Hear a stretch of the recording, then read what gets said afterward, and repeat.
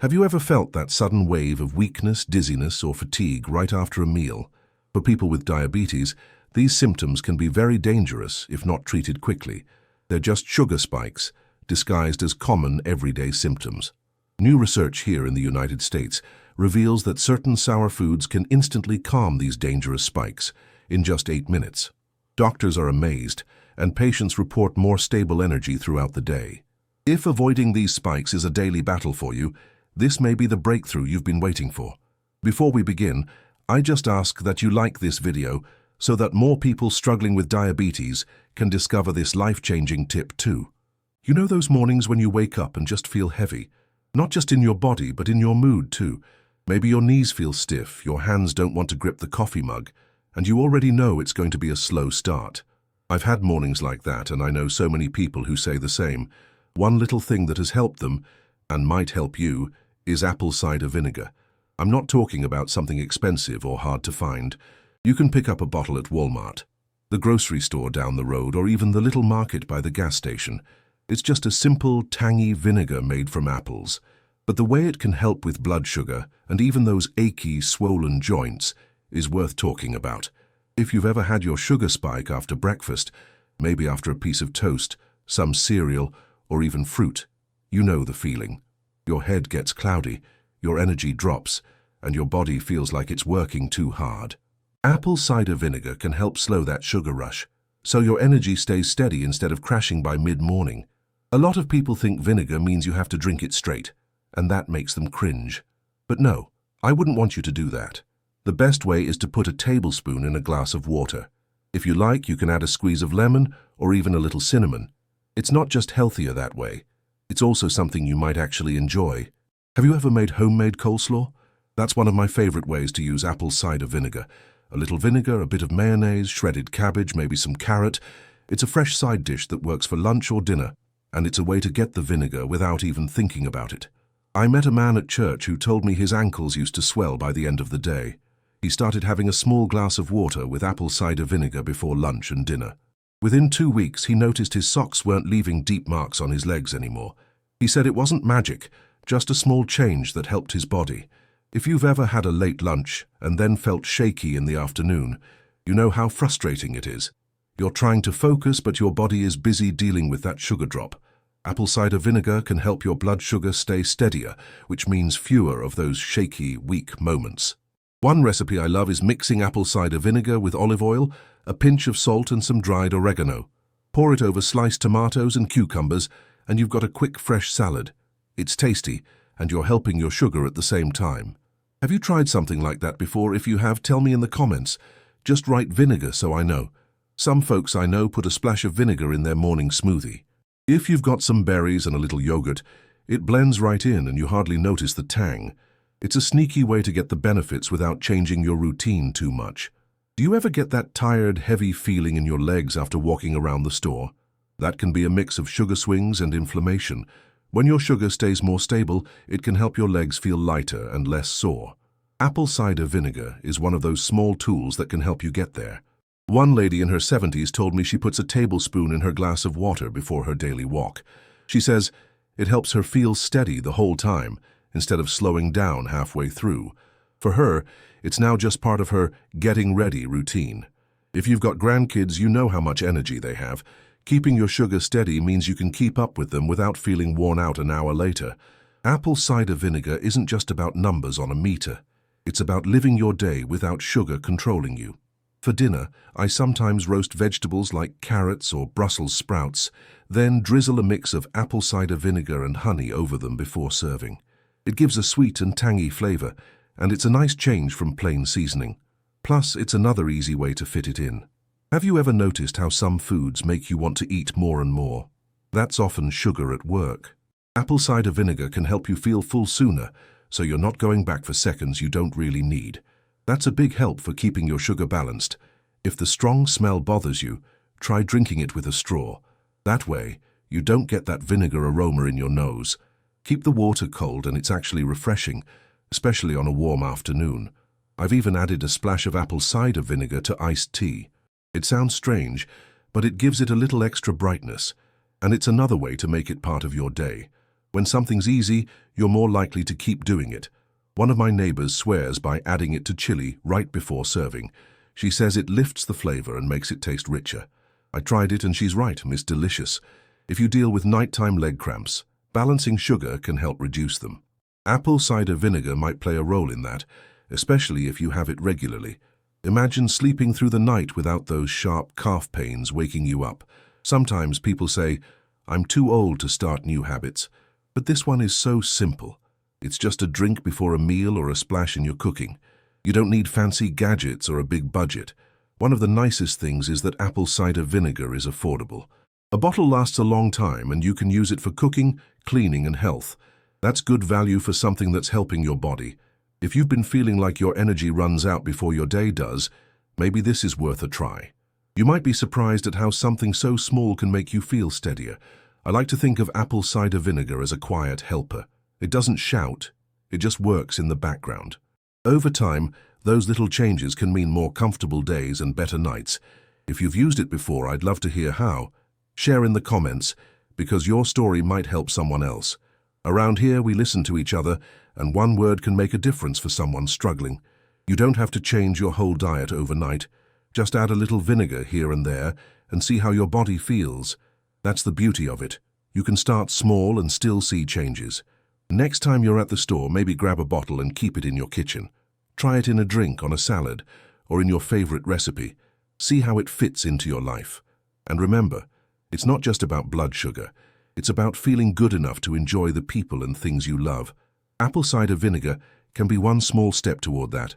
Some mornings I like to have it in warm water instead of cold. It feels soothing, especially when the weather is chilly. It's like a gentle wake-up for your body before you face the day. If you're making beans or greens, add a splash toward the end of cooking. It brings out the flavor and makes the dish feel fresh. Little touches like that keep meals exciting. You can even mix it into baked goods like muffins or bread.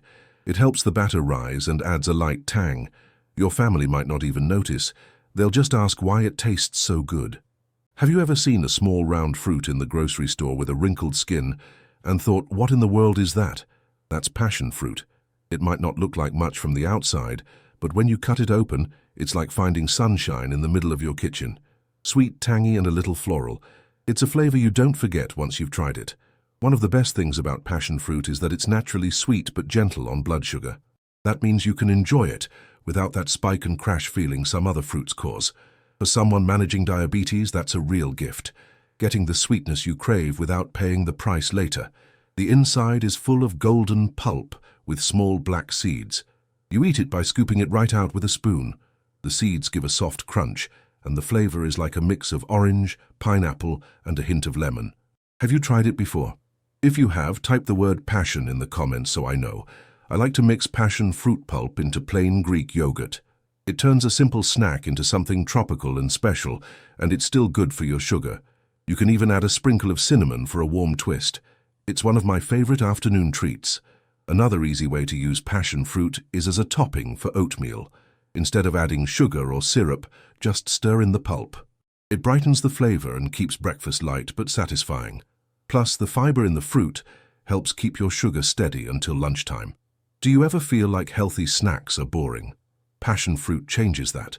You can add it to sparkling water for a refreshing drink, or mix it with iced tea for something sweet without the guilt. It's a nice way to treat yourself while still looking after your health. A friend of mine from the senior center started swapping her evening cookie for half a passion fruit. She said it satisfied her sweet tooth, and after a couple of weeks, she noticed she wasn't waking up with that heavy, sluggish feeling.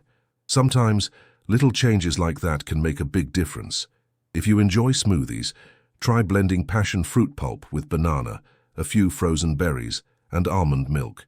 It's creamy, colorful, and perfect for breakfast or a light dinner. And if your grandkids are visiting, they'll probably love it too. It's a fun way to get them to try something new. One of my neighbors likes to make a simple sauce with passion fruit to drizzle over grilled chicken or fish. All you do is mix the pulp with a little olive oil, salt and pepper. It adds a fresh, tangy kick that feels like you're eating at a restaurant. If you've ever had trouble with digestion after meals, the fiber in passion fruit can help. It slows things down so your body can process food more comfortably. That also means fewer sugar swings after you eat, which is a big win if you've been dealing with those highs and lows.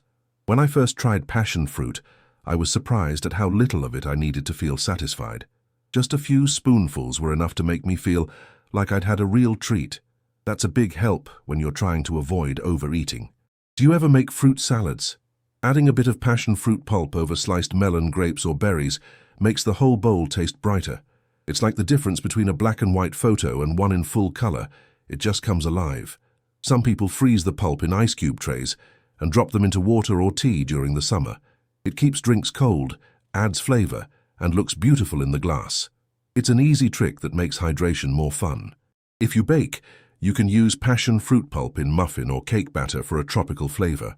It works especially well with coconut or vanilla. Your kitchen will smell amazing, and the flavor is light but memorable. For a quick snack, I sometimes scoop the pulp over cottage cheese with a handful of blueberries. It's creamy, tangy, and sweet all at once, and it keeps me full until my next meal. Do you ever get that craving for something sweet late at night? Instead of reaching for candy, try half a passion fruit. It's sweet enough to feel like dessert, but light enough that it won't leave you feeling uncomfortable when you go to bed. I once met a woman who started having passion fruit with her lunch every day. She said her energy in the afternoons improved, and she didn't feel as tempted to grab a sugary snack around 3 p.m. She told me, "It's like my sweet craving is satisfied before it even starts." You can even mix passion fruit pulp with a little balsamic vinegar for a salad dressing.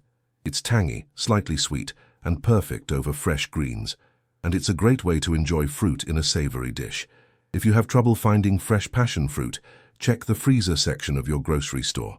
Many places sell frozen pulp that's just as good as fresh. That way, you can enjoy it all year long. Some mornings I'll make toast with a thin layer of cream cheese and a spoonful of passion fruit pulp on top. It's like a tropical version of jam, but without all the added sugar. Passion fruit also pairs beautifully with chia pudding. Just mix chia seeds with almond milk, let it sit overnight, and top it with passion fruit in the morning. It's easy, filling, and blood sugar friendly. If you like entertaining, passion fruit makes a great conversation starter. Most people haven't tried it, so it's fun to introduce them. And when they find out it's diabetic friendly, they're even more surprised. One man told me he started eating passion fruit as a way to cut back on desserts. He said it gave him the same pleasure as a slice of pie but without the sugar overload. That's a swap worth making. I've also seen people make a simple jam using just passion fruit pulp and a touch of stevia. Spread it on whole grain toast, and you've got a breakfast that tastes indulgent but keeps your sugar in check. If you're the type who likes to experiment in the kitchen, passion fruit works well in marinades. Its acidity helps tenderize meat while adding a tropical flavor that's fresh and unique. For hot days, blend passion fruit pulp with ice and a splash of coconut water for a slushie. It's cooling, hydrating, and tastes like a vacation in a glass, perfect for sipping on the porch.